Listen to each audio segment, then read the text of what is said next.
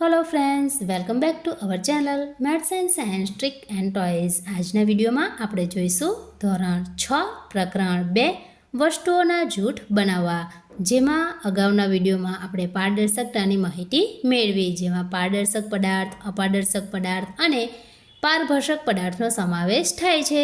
આજના વિડીયોમાં આપણે જોઈશું સાંદ્રતા અથવા તો એને કહેવાય છે ઘનતા।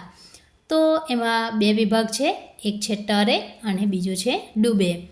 પદાર્થની ઘનતા 1 કરતાં ઓછી હોવાથી તે પાણી પર તરી શકે છે, એટલે પાણી પર એવા પદાર્થો તરે જેની ઘનતા 1 કરતાં ઓછી છે।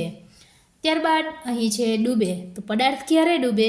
પદાર્થની ઘનતા 1 કરતાં વધુ હોવાથી પદાર્થ પાણીમાં ડૂબી જાય છે। હવે તરેમાં આવશે કેરોસીન, તેલ, કોપરેલ, સફરજન, પેટ્રોલ, હોળી, લાકડું, બૂચ, લાકડું, સોડિયમ, બરફ, વાટકી, પ્લાસ્ટિક, વાદળી, થર્મોકોલ, પાંદડું, પીછું, આ જે પદાર્થો છે જેની ઘનતા 1 કરતાં ઓછી છે, માટે આ પદાર્થો પાણી પર તરે છે। હવે જોઈશું પાણીમાં ડૂબે તેવા પદાર્થો, જેમાં આવશે રેતી, લોખંડ, ખીલી, પથ્થર, ઈંટ, કાચ, સિક્કો, મોબાઈલ વગેરે પદાર્થો પાણીમાં ડૂબી જાય છે, જેમની ઘનતા 1 કરતાં વધુ હોય છે। હવે આ પણ પરીક્ષામાં પૂછી શકાય તેવા પ્રશ્નો માટે ઉપયોગી છે। તો અહીં છે તેલ કે કેરોસીન પર તરતી વસ્તુઓ। તો કઈ એવી વસ્તુઓ છે જે તેલ અથવા તો કેરોસીન પર તરે છે?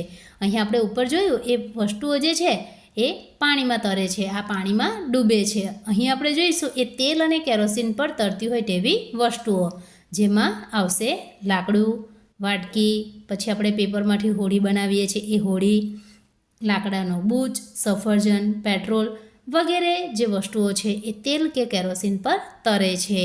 પાણીમાં રહેલા સૂક્ષ્મજીવો પાણીમાં દ્રાવ્ય ઓક્સિજન વાયુનો ઉપયોગ કરે છે, જેમ કે આપણે જોયું છે કે માછલી જે છે એ પાણીમાં જીવી શકે છે।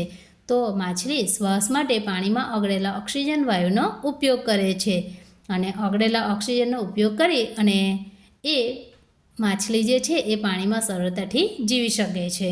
તો આ ઉપરાંત પાણીમાં જે પ્રાણીઓ રહેલા છે એ દરેક દ્રાવ્ય ઓક્સિજન એટલે કે ઓગળી ગયેલા ઓક્સિજનનો ઉપયોગ કરે છે।